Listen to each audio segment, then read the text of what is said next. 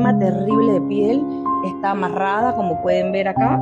Hemos venido a este lugar, hemos conversado con la familia, se le dio docencia y voluntariamente pues ellos van a hacer entrega de este cachorrito para que la fundación pueda atenderlo y este cachorrito pueda tener una nueva oportunidad de vida. Así que bueno, vamos a proceder ahora mismo a soltarlo, nos lo vamos a llevar y vamos a ir inmediatamente a que reciba atención médica.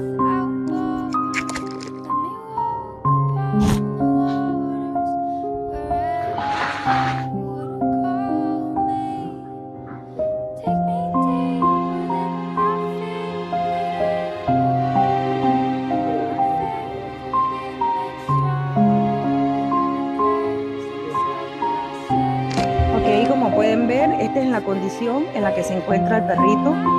No tiene casi nada de pelo, está en desnutrición, está lleno de secreciones. Puede ser una perrita aproximadamente de 2 meses y con 2 meses esto es la vida que ha llevado esta perrita, el sufrimiento.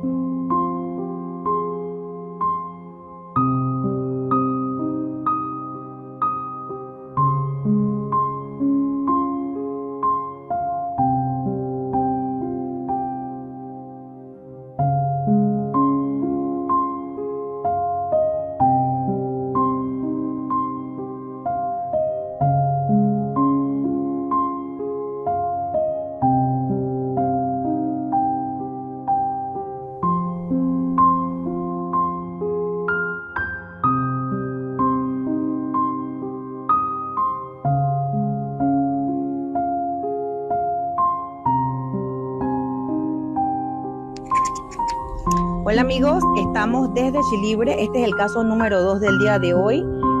La familia de este perrito que ustedes ven aquí, ellos contactaron a nuestra fundación ya que este cachorro estaba muy enfermo, la mayoría del tiempo de vida se la ha pasado enfermo.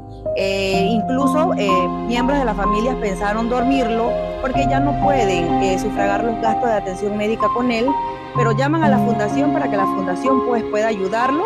Él estaba, por su condición incompleta, él estaba durmiendo aquí para que no estuviera cerca de los otros perritos.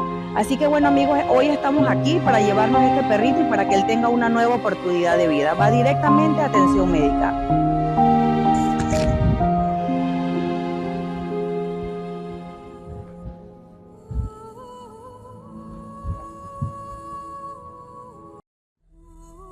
Hola amigos, bueno ya hemos llegado aquí a la veterinaria Servivet con estos 2 perritos, ambos enfermos. Amigos, queremos pedirte el día de hoy, por favor, de todo corazón, que nos apoyes con estos casos. Estos 2 perritos van a tener que quedarse hospitalizados. Lamentablemente no hemos recibido apoyo ni siquiera para hacer el abono de estos 2 casos. Así que amigos, súmate y recuerda que juntos salvamos vidas.